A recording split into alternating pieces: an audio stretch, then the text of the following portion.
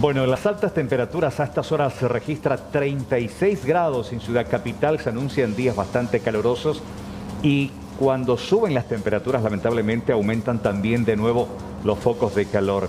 La tenemos a la titular del Instituto Forestal Nacional, Cristina Goraleski. ¿Cómo le va? Muy buenas tardes, gracias por su tiempo. Buenas tardes, Carlos, Angie, ¿cómo están? Bueno, preocupados realmente porque hay un reporte oficial sobre esta cantidad de focos de calor. ¿Cuál es el reporte que tiene Infona al respecto, ministra? Bueno, actualmente el último reporte de focos de calor que tenemos es el de las 9 de la mañana, que tenemos 183 focos de calor en todo nuestro país, distribuidos o concentrados, digamos, principalmente en Alto Paraguay, Presidente Hayes y Canindeyú. Es importante recordar que los focos de calor no precisamente significan incendios declarados. Los focos de calor son anomalías termales que detectan el satélite, o sea, es decir, son zonas en donde las temperaturas están muy altas. Por ejemplo, un foco de calor puede ser el techo de un tinglado de chapa, por ejemplo. Puede ocurrir en zonas boscosas, en lugares donde la temperatura está muy alta y el combustible está muy seco. Puede ser también en espejos de agua o zonas rocosas. Estos datos, o digamos el monitoreo de los focos de calor, nosotros lo que nos ayuda o colabora es para poder ir identificando cuáles son las zonas de riesgo teniendo en cuenta otras variables, ¿verdad? Como por ejemplo la disponibilidad de materia para quemarse, disponibilidad de combustible. Pero siempre debemos recordar que la fuente de calor la da el hombre, es decir, nosotros podemos tener todas las condiciones para que ocurran los incendios forestales, pero si no tenemos la fuente de calor, este incendio no va a ocurrir. Es por eso que siempre seguimos apelando un poco a la conciencia de la gente para que no realice ningún tipo de quema.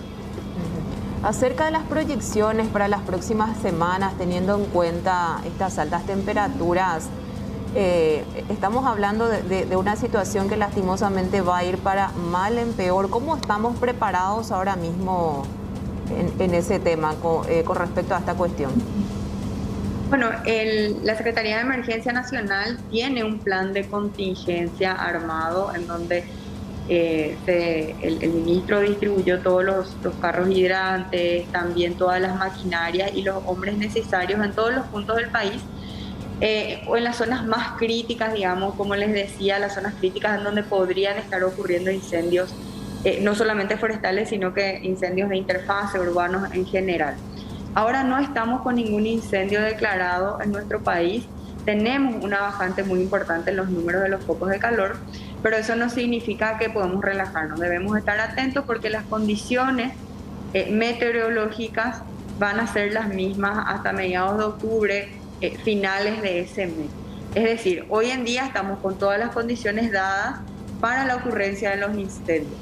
Por eso también le vuelvo a repetir que nosotros apelamos a la ciudadanía realmente a no realizar ningún tipo de quema, porque hoy en día se están cumpliendo las condiciones de las que hablan los bomberos, que son los 330, que son un poco las condiciones favorables para la ocurrencia de los incendios. Por encima de los 30 grados la temperatura, los vientos de más de 30 kilómetros por hora y la humedad por debajo del 30%. Cuando se cumplen estas tres condiciones, nosotros estamos hablando de una situación muy favorable para la ocurrencia de los incendios. Por eso que seguimos alerta. El plan de contingencia que está liderado por la Secretaría de Emergencia Nacional está activo, pero por sobre todo seguimos apelando a la conciencia de la gente.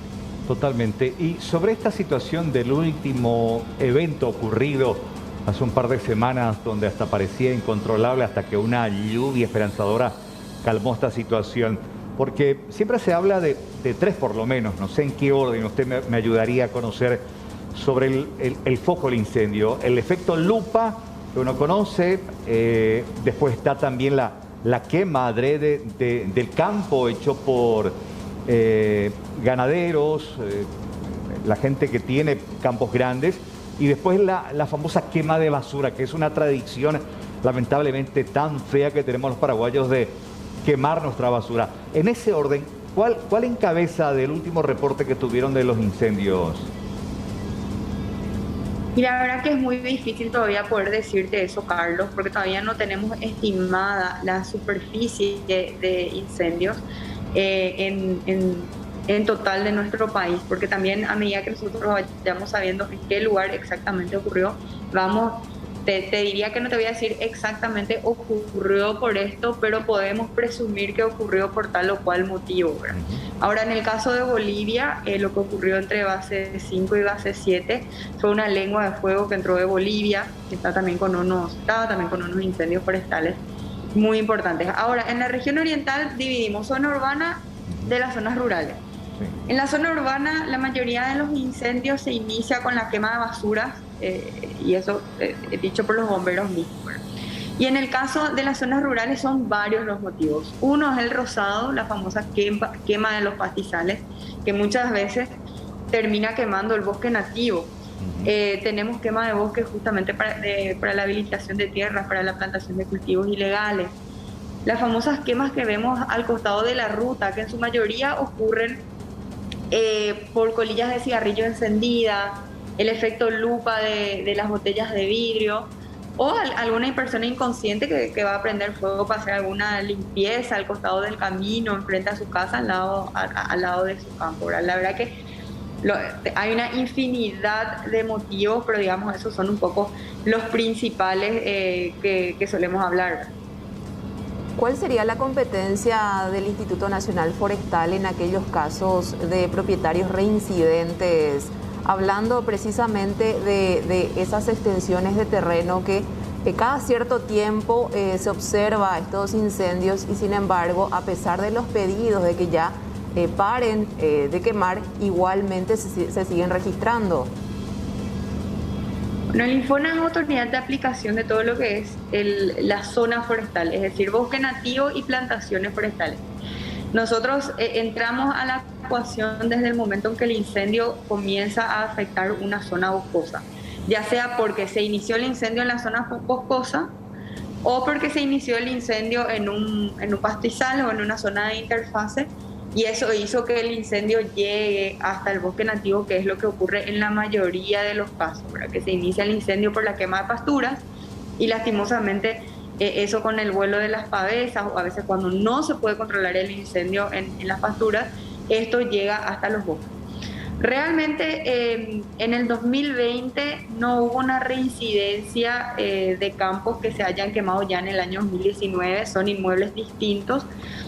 Este año todavía no podemos acceder a esa información porque la última imagen satelital que tenemos, que es del viernes pasado, estaba con mucha nubosidad, entonces era un poco complicado poder hacer el análisis multitemporal para poder reconocer la superficie afectada. Estimamos que mañana vamos a acceder a nuevas imágenes y esperemos que tenga una mejor visibilidad para que podamos hacer ese análisis preliminar. Y con el último caso del incendio que afectó gran parte en la zona chaqueña, la reserva también natural en la zona de la Mambay, hay un reporte acerca de la cantidad de especies nativas de árboles que estarían en peligro o por lo menos amenaza o peligro de extinción. Mira, es muy difícil apresurarnos y hablar todavía sobre ese tema porque en realidad eso lo determina un conjunto de instituciones, no solamente a nivel nacional, sino que también a nivel internacional, cuáles son las especies que entran en vías, que están en vías de extinción o que están en proceso de entrar en vías de extinción. Es un proceso bastante lento y que conlleva mucho, por sobre todo un estudio científico de por medio en donde se incluye lo que es el inventario forestal nacional, que el INFONA lo elabora cada cierto tiempo y lo va actualizando. Hablar hoy en día de que haya nuevas especies en vía de extinción todavía es muy apresurado. Como te digo, eso lleva un trabajo de gabinete y de campo también muy importante entre varias instituciones para poder determinar eso. Ahora sí, la pérdida en cuanto a fauna y flora por los incendios forestales es incalculable, ¿verdad? Sobre todo por el tiempo que lleva poder recuperar esas áreas. Para que el bosque vuelva a ser lo que era antes, lleva muchísimos años para que se recuperen las especies, principalmente nuestras especies nativas que son leñosas y son bastante grandes. llevan por lo menos 40, 50 años para volver a crecer en el tamaño en el que estaban, ¿verdad? Para hablar de árboles maduros, por ejemplo. Y es un proceso que lastimosamente es muy lento. Por eso es que siempre volvemos a repetir, ¿verdad? El mejor combate al fuego es la prevención, porque una vez que tenemos fuego, se pierden muchas cosas, como por ejemplo la fauna, que vuelva a haber animales en una zona que fue quemada, lleva muchísimo tiempo, ¿verdad? Porque el área debe recuperarse, debe volver a recuperar la flora que tenía y bueno, y ahí los animales vuelven a entrar a ese lugar.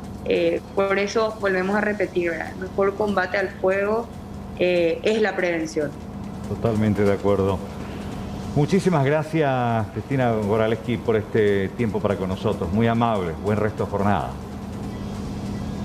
Vos, Carlos, Angie, igualmente, que pasen bien. Gracias, titular de Informa sobre este tema realmente preocupante por la cantidad de focos de calor nuevamente.